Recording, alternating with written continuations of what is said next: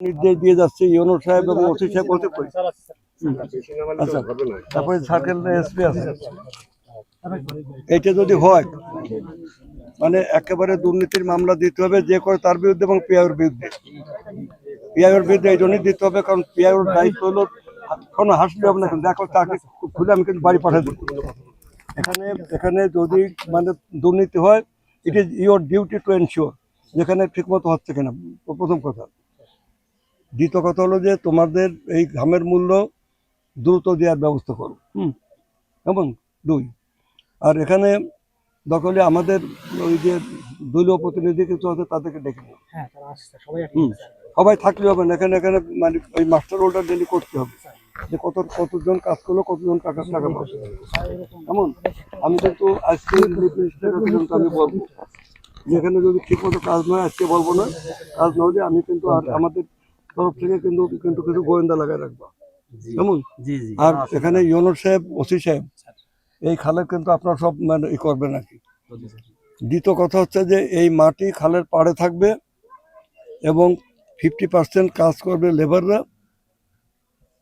কোনো জায়গায় 70%ও কাজ হতে পারে, আর বাকি করবে ওই ভেপুতে যে কাজ করবে সেই মাটিটা ওই পাড়ে রাখবেন। যদি এক্সেস হয় সেটা টেন্ডার করে বিক্রি করবেন। কিন্তু এই মাটি যদি কেউ নিয়ে যায় কারো বাড়িতে, কারো ইটির ভাটায়, অমুক তমুক, তার বিরুদ্ধে কেস দেবে। কারণ এখানে এই মাটি চুরি করলে পরে সেখানে দিতে হবে। আর এই খাল যতটুকু চওড়া, যতটুকু গভীর, এটা একেবারে 16 আনা সেই কাজ করতে হবে, কোনো রকম মানে ই করলে হবে না। ঠিক আছে তো? ঠিক আছে তো? নিজেরা কিন্তু আকাশের মতো ভাববেন না, কিন্তু এই নতুন সরকারের মেজাজটাকে আপনারা বলবেন আর কি। এটা আমরা বলে যাচ্ছি, আপনারা স্বাধীনভাবে কাজ করবেন, কোনো সমস্যা হলে আমাকে বলবেন, আমি সেটা দেখব। যেমন ইউনোর আমি বারবার বলতেছি যে আপনি এখানে থেকে যান, বললে বলেন আমি জনপ্রশাসনে বলি, স্যার আমার ছোট বাচ্চা আছে, আমার আমার সুবিধা, তার বদলে করে ঢাকায়। আবার এমন লোক আছে যাকে আমি তাড়াতে পারি, বাস আমরা বলবো না, কিন্তু কথার সাথে সাথে কিন্তু কাজ হচ্ছে। এই একই জন্য আমি মানে সেদিন বলে দিয়েছি যে আজকে ওরা বদলে করে দাও, দিয়ে নতুন দিয়ে দাও সাদিকে। কেন বলেছি সেটা আপনাকে বলেছি, হাতে হাতে তো স্ট্যান্ড রিলিজ করে দিয়েছে এমন।